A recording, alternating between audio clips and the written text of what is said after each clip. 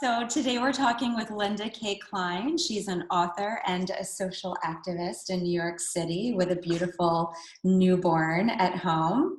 Hi, Linda. Hi, how are you doing? Good. How are you? Good. I'm laughing because though I know we tried to time this so that my dog would not be barking, there is still the dog barking in the background when you were talking. So that's one of my many babies. Welcome, Pearl. Yes, yes. We welcome you into the conversation.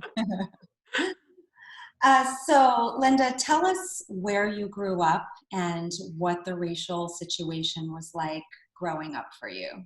Yeah. Most of my childhood I spent in the Midwest, and I grew up in a town that was almost entirely white. And yet there was a sizable minority population of Hmong Americans.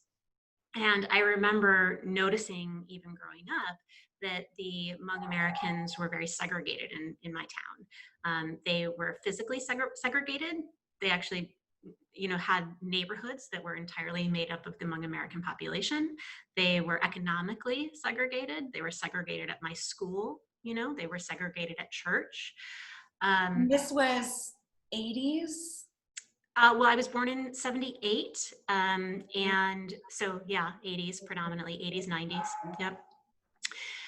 And one of the things that I learned about my town many years later is I actually learned that my town had been a sundown town. A lot of folks don't know what that is. So a sundown town is a town in which African Americans specifically, if they're found there after sundown, so at night, they can face intimidation to leave, or in fact, even violence, and be forced out of the community. So it was a way to ensure that African Americans did not live there, were not there at night, or in fact, anytime after sundown. So this is something that is true of the place in which I was born, the place in which I went to school, the place in which I learned about God and started to attend church, the place in which I grew up and returned to over and over the course of my life, the place that was my first and is still my primary home in many ways. What And city yet is it in? well, I don't actually talk about where specifically because in my book, I interview so many Right. people who were raised in my hometown about the impact of evangelical gender and sexuality messaging, which, by the way, is We'll not get to that. unrelated to Right. race, right? So to protect their identities, I don't name the specific town, but yes, in the Midwest. So, all of this time that I spent there growing and learning there, and yet I didn't learn this key piece of information that it had been a sundown town until the 1950s or the 1970s. We don't quite know when sundown towns, ended because so many of them were unofficial, until I was actually in my mid 30s, Hmm. right? I didn't learn about it in school. I didn't hear about it at church. I didn't hear about it from my family or from my friends or any of my elders or my many mentors or my many leaders, because I was involved in so many things. The first time that I heard about it was when my African American then boyfriend, now husband, was taking me home to meet his mom.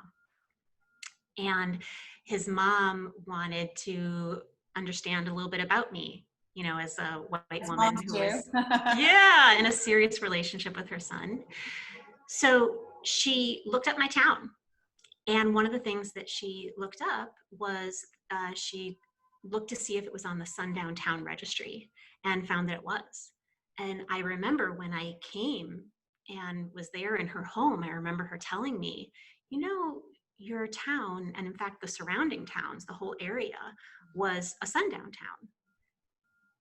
And I could not believe that here I was in my mid 30s hearing this information for the first time, though now suddenly I understood that it wasn't just happenstantial, that there were almost, only white people in my community.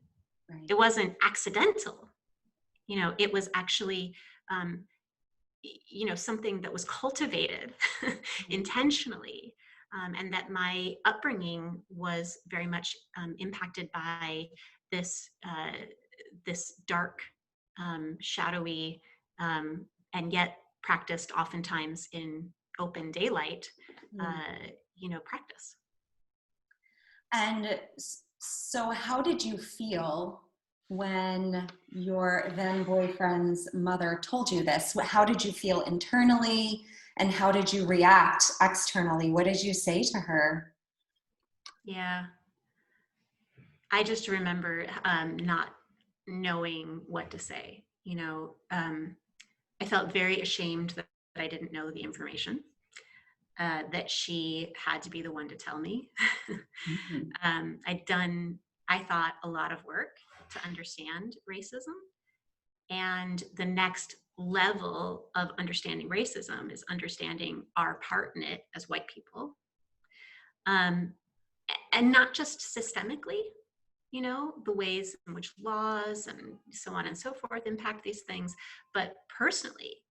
And I think it's part of, our work as white people to educate and investigate our own histories, and the conditions that created our own upbringings and that shaped some of our own assumptions and so on and so forth. And I felt really, really ashamed Mhm. that I didn't know that information, and really disappointed that I had never been taught it growing up, or investigated and found that out for myself. These create our own blind spots, and even those of us who work actively in the social justice field are often caught unaware of how our upbringing kept us from understanding and knowing so many things, Yeah. not just about racism in America, but in our own communities. And did you feel any anger toward your community or your family or your any of the leaders when who shaped your youth? Or do Yeah. you think they didn't know either? Do you think, that this was such a shadowy situation that there was really just a lack of any awareness? Listen, shadowy is probably the wrong word, right? Because I think what happens is, these things are practiced in plain light, but people are aware of it but don't talk about it. Because Mm, I think there's a knowledge that that it's wrong among people who accept accept practices like that. And I think that the not talking about it, created a lack of knowledge altogether. So yeah, I actually talked to my parents about it afterward. They didn't know. I would guess that many of my elders and mentors didn't know, though again, this practice continued through to either the 1950s or as late as the early 1970s. I was born in 1978. So we're talking about potentially a very recent practice in our community. But I think um, that word shadowy, the reason I sort of react against it, though I'm the one who first used it, um, is the fact that some of these things, are seen and are maybe as common as a shadow, right? You know, um, here I stand, and I have this shadow behind me, and I can ignore it, but that doesn't mean I can't see it if I just look, right. right? If you're willing. Um, Yeah. if you're willing, right? So I think some of these practices were perhaps as obvious as the existence of a shadow, and we close our eyes and say we don't see it, though it's as plain as it could be, on a bright sunny day.